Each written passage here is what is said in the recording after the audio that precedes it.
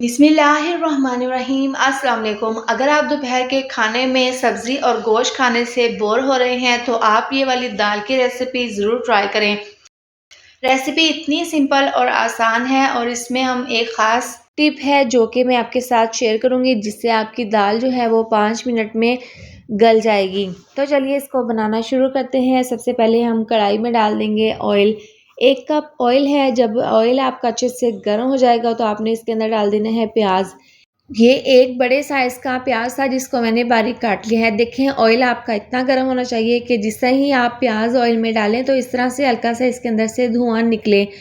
अब मीडियम आंच पर प्याज को हम हल्का सा गोल्डन कर लेंगे। हल्का सा कलर आने तक हम ऑयल में इसको फ्राई करेंगे। तो देखें प्याज में हल्का सा कलर आ गया है। ज़्यादा हमने यहाँ पर डार्क नहीं करना। इसके साथ ही 2 चम्मच लहसुन अदरक का पेस्ट इसके अंदर शामिल कर देंगे।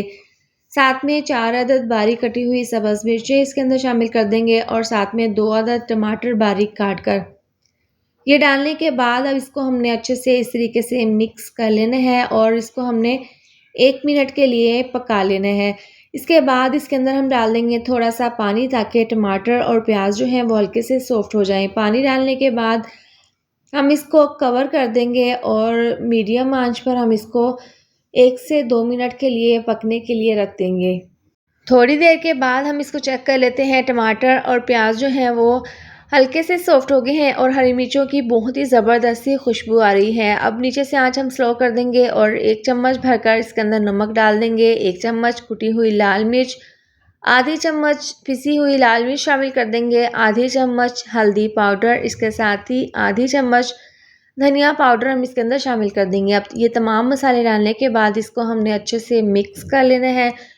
नीचे से आंच आपने स्लो ही रखनी है। अगर आप तेज़ आंच पर इसको पकाएंगे तो मसाले जो हैं वो आपके जल जाएंगे। तो आपने स्लो आंच पर मसाले को अच्छे से भून लेना है। आपने यहाँ पर मसाले मिक्स करते ही दाल नहीं डालनी, आपने पहले इस मसाले को अच्छे से भून लेना है ताकि जो भी प्याज और टमाटर हल्के से खड़े खड़े से हैं ये अच्छे से मैश हो जाएं। तो आपने यहाँ पर स्लो आंच पर इसको बहुत ही अच्छे से भून लेना है और ज़बरदस्त सा दाल के लिए ये मसाला जो है वो रेडी कर लेना है।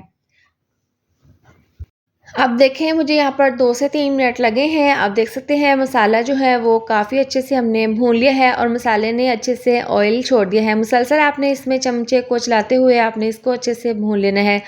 अब यहाँ पर दाल है माश की 1 कप। इसको मैंने 30 मिनट पहले अच्छे से धोकर पानी में भिगो दिया था। अब इसका पानी जो है वो हमने रिमूव कर दिया है। अब ये तमाम दाल हम डाल देंगे मसाले में और यहाँ पर जो ख़ास टिप है वो मैं आपके साथ शेयर करूँगी। आपने इस तरह से दाल डालते ही इसके अंदर चम्मच को नहीं चलाना, आपने इसके अंदर पानी डाल देना है। पानी आपने यहाँ पर डालना है तकरीबन 2 गिलास और आपने यहाँ पर गर्म पानी इसके अंदर डालना है और इस तरह से पानी डालते ही बस हल्का सा हमने इसके अंदर इस तरह से इसको मिक्स करना है और इसको कवर कर देना है और हमने बिल्कुल दम वाली आंच पर इसको तकरीबन 8 से 10 मिनट के लिए पकने के लिए रख देना है।